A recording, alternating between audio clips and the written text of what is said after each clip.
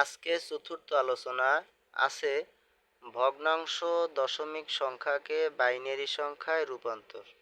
আচ্ছা, এখানে পূর্ণ অংশ এবং ভগ্নাংশ মিলিয়ে একটা সংখ্যা দেওয়া আছে, যেটাকে দশমিকে দেওয়া আছে, নিতে পারছে বাইনারিতে। তাহলে দশমিকের আগে যে আছে 38, এটা হচ্ছে পূর্ণ অংশ, আর দশমিকের পরে আছে 05, এটা হচ্ছে ভগ্নাংশ। আগে আমার পূর্ণ অংশের কাজ করতে হয়। যেহেতু পূর্ণ অংশ আছে 38, এটাকে বাইনারি করার জন্য 2 দ্বারা ভাগ করতে হবে। 2 দ্বারা ভাগ করতে হবে, যতক্ষণ না পর্যন্ত 0 হয় ততক্ষণ পর্যন্ত ভাগ করতে হবে। ভাগ করার সময় যেটা মিলে যাবে সেটার ঘরে লিখতে হবে 0, আর যেখানে মিলবে না সেখানে 1 অবশিষ্ট থাকলে সেটা লিখতে হবে সেই ঘরের সামনে। যেমন 38-এর 2 দ্বারা ভাগ দিলে যায় 19 দুগুণে 38, মিলে গেছে, এই কারণে এই ঘরে 0। তারপরে 2 দিয়ে আবার 19-এর ভাগ দিলে যায় 9 দুগুণে 18, 19 হইতে 1 অবশিষ্ট থাকে, তার কারণে এই কারণে লিখতে হবে 1। তারপর আবার 2 দিয়ে 9-এর ভিতরে যায় 2 4 গুণে 8, 1 অবশিষ্ট থাকে, এই জন্য এই ঘরে লিখতে হবে 1। এভাবে পর্যায়ক্রমে যাবে। আচ্ছা, তারপরে এর উত্তর লেখার সময় লাস্ট থেকে অর্থাৎ শেষ থেকে উপরের দিকে উঠতে হবে। এখানে লিখছি অতএব শেষ থেকে শুরুর দিকে সাজিয়ে বাইনারি সংখ্যা পাই। তারপর এই যে 1001110 এটা লিখছি, অতএব দিয়া এই 38 আছে যেহেতু, এই জন্য 38 দশমিক ইকুয়াল ব্র্যাকেটের ভিতরে এই যে ফলটা হয়েছে সেটা লিখে শেষে বাইনারি অর্থাৎ 2 দ্বারা প্রকাশ করছি। এরপরে যে পরবর্তী আছে এটা 0.05, এটার কাজ এখন ভগ্নাংশের কাজ। তা ভগ্নাংশের কাজ এখানে লিখছি ভগ্নাংশ 0.05কে বাইনারিতে রূপান্তর। এই পাশে লিখব পূর্ণ সংখ্যা, আর এই পাশে ভগ্নাংশ।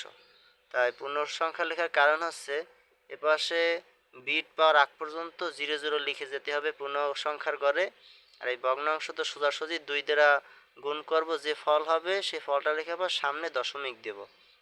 যেমন এখানে আছে 0.05, এর সাথে 2 গুণ করলে হয় 10, আর এরপরে দশমিক বসে, তারপর এই ঘরে 0, আবার 10-এর সাথে যে ফল হয়েছে ওইটার সাথে আবার 2 গুণ, যেহেতু বাইনারি বলছে এবার 2 গুণ করতে করতে পর্যায়ক্রমে যেতে হবে।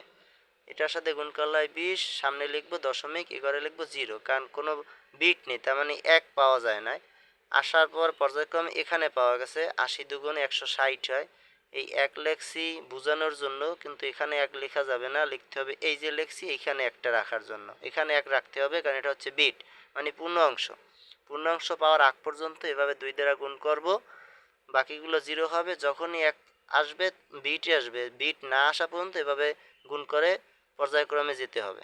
তা হয় কি, এখানে 1 আর এখান থেকে 0.60, এই একটা রাখছিলাম ফলটা নামিয়ে বোঝানোর জন্য, কিন্তু এখানে 1 লেখা যাবে না, এ পাশে এখানে 1 অবশিষ্ট রাখতে হবে।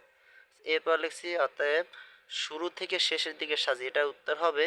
যেমন পূর্ণাংশের বেলায় আমরা উত্তর লিখি শেষ থেকে শুরু, আর ভগ্নাংশের বেলায় উত্তর লিখতে হবে শুরু থেকে শেষ, অর্থাৎ তাহলে এটা উত্তর হয় 4টা 0, 1টা 2টা 3টা 4টা 0 1, এটাই লিখছি সাজিয়ে পাই।